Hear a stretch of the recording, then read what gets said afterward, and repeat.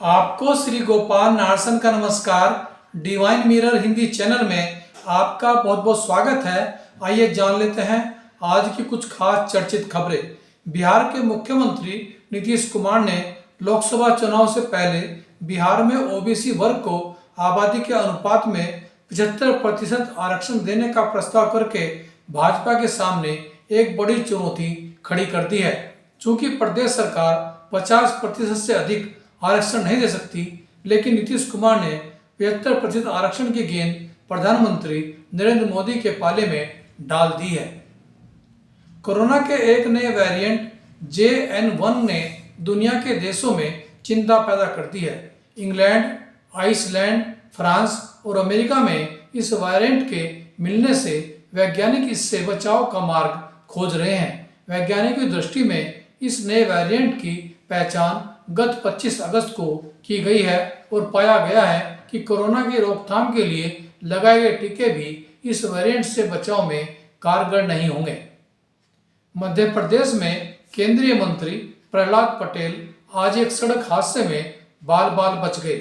छिंदवाड़ा से नरसिंहपुरा जाते समय रास्ते में उनके काफिले के साथ हुई इस सड़क दुर्घटना में एक व्यक्ति की मृत्यु हो गई, जबकि 3 व्यक्ति गंभीर रूप से घायल हो गए।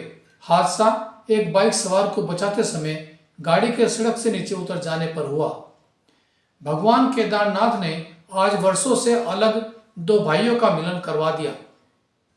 राहुल गांधी केदारनाथ दर्शन को पहुंचे हुए थे, वहीं आज उनके भाई भाजपा नेता वरुण गांधी भी पहुंच गए और दोनों की मुलाकात बद्री केदार मंदिर समिति के वेटिंग रूम में हो गई। दोनों ने एक दूसरे का हाल चाल जाना और फिर अपने अपने रास्तों पर चले गए। उत्तराखंड के मेडिकल कॉलेज व अस्पतालों में बिना पंजीकरण इंटर्नशिप करने वाले डॉक्टरों पर उत्तराखंड मेडिकल काउंसिल जुर्माना लगाएगी। यह जुर्माना राशि 50,000 रुपये निर्धारित की गई है। राष्ट्रपति द्रौपदी मुर्मू उत्तराखंड के दौरे पर आ गई है। उन्होंने आज गोविंद बल्लभ पंत विश्वविद्यालय के दीक्षांत समारोह में भाग लिया और दीक्षित हुए छात्र छात्राओं के उज्जवल भविष्य की कामना की। वे बद्रीनाथ धाम भी जाएंगी और गढ़वाल विश्वविद्यालय की श्रीनगर के दीक्षांत समारोह के साथ साथ राज्य स्थापना दिवस की मुख्य अतिथि भी रहेंगी। मीडिया की नैतिकता, जवाबदेही एवं स्वमूल्यांकन विषय पर ब्रह्मा कुमारीज देहरादून में हुई मीडिया सेमिनार में टिहरी विधायक किशोर उपाध्याय ने पत्रकारों को अपने पत्रकारिता जीवन के अनुभव साझा करते हुए जल जंगल जमीन के साथ साथ हिमालय बचाने की भी बात कही। राज्य सूचना आयुक्त Yogesh Bhatt, professor Devendra Bhasin, Rajyogi BK Shantanu, Rajyogini BK Manju, Rajyogini BK Meena, Akashvani से अनिल भारती व माउंट आबू से आई बहन वैशाली ने विषय के पक्ष में खुलकर अपने विचार व्यक्त किए। इसी पर देखिए आज की हमारी यह उस कार्यक्रम की कुछ खास झलकियों के साथ महत्वपूर्ण रिपोर्ट।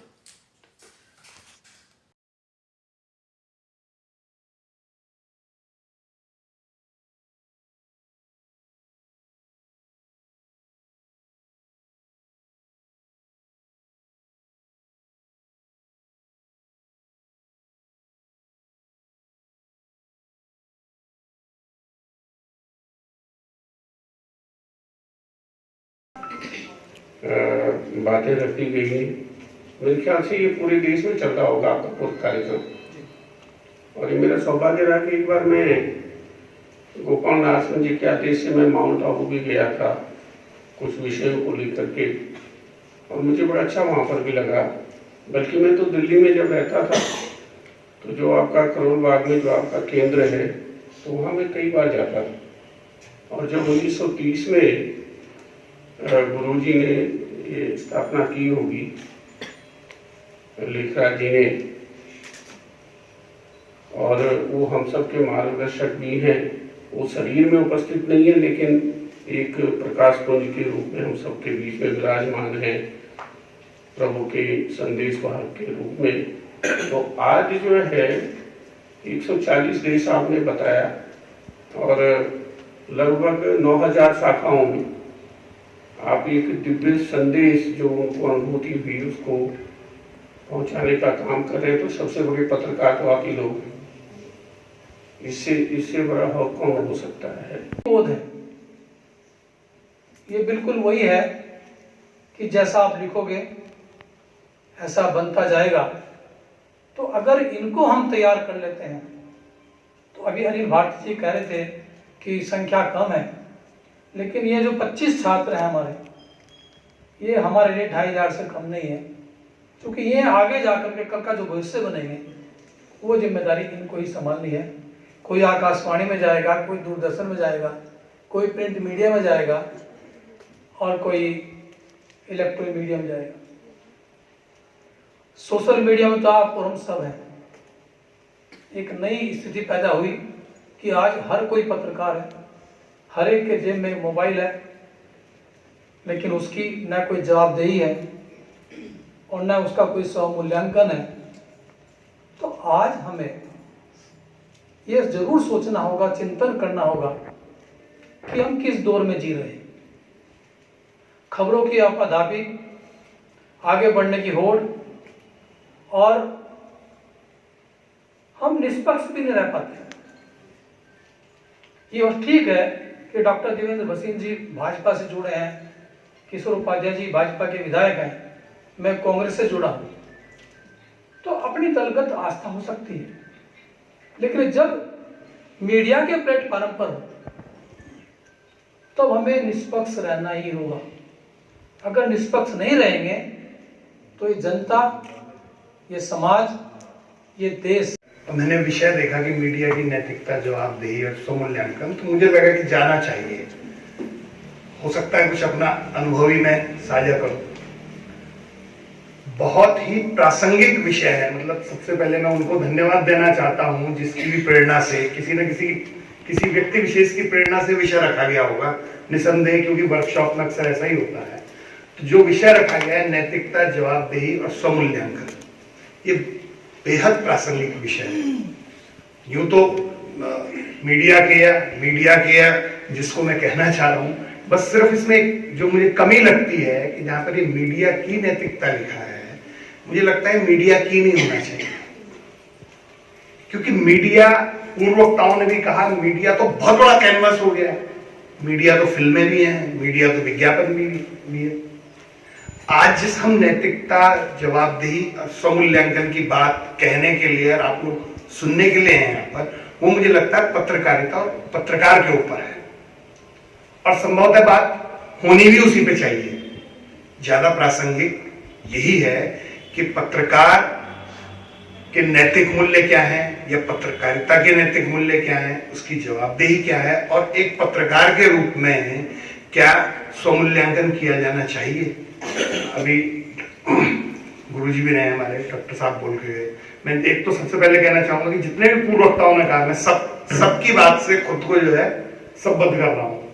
मतलब एक तरीके से जो है गागर में सागर भरा गया है, लेकिन मैं कुछ व्यवहारिक बात कहना चाहता हूं, क्योंकि मैं भी इसी डिसिप्लिन से निकल के आया हूं और मैंने कुछ चीजें महसूस की हैं। और आप लोग जो कि अब नया, जैसा जानकारी में आया मेरी कि आप लोग प्रवेश करने जा रहे हैं इसमें, तो सबसे बड़ी चुनौती आज पत्रकार के सामने है।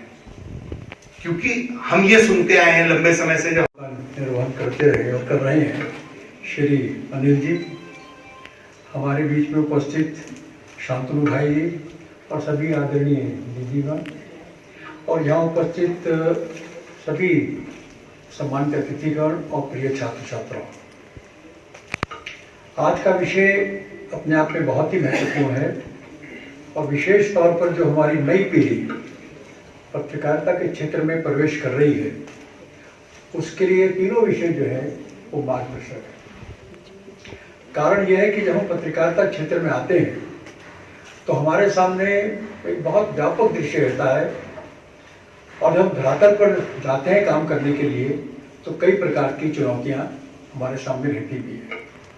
लेकिन मैं चुनौतियों पर आने से पहले थोड़ा पृष्ठभूमि में जाना चाहूँगा कि वास्तव में जो मीडिया का दृश्य हमारे समय में था, जब शुरुआत करी थी हमने, तो आप हैरान होंगे, तो हमारी जो संवाद के माध्यम थे, या तो चिट्ठी हुआ करती थी, और बहुत तेज अगर हम भेजते थे तो टेलीग्राम भेजा करते थे। लेकिन टेक्नोलॉजी का इतना तेजी से इन सालों में विकास हुआ कि आज हम लाइव देखते हैं।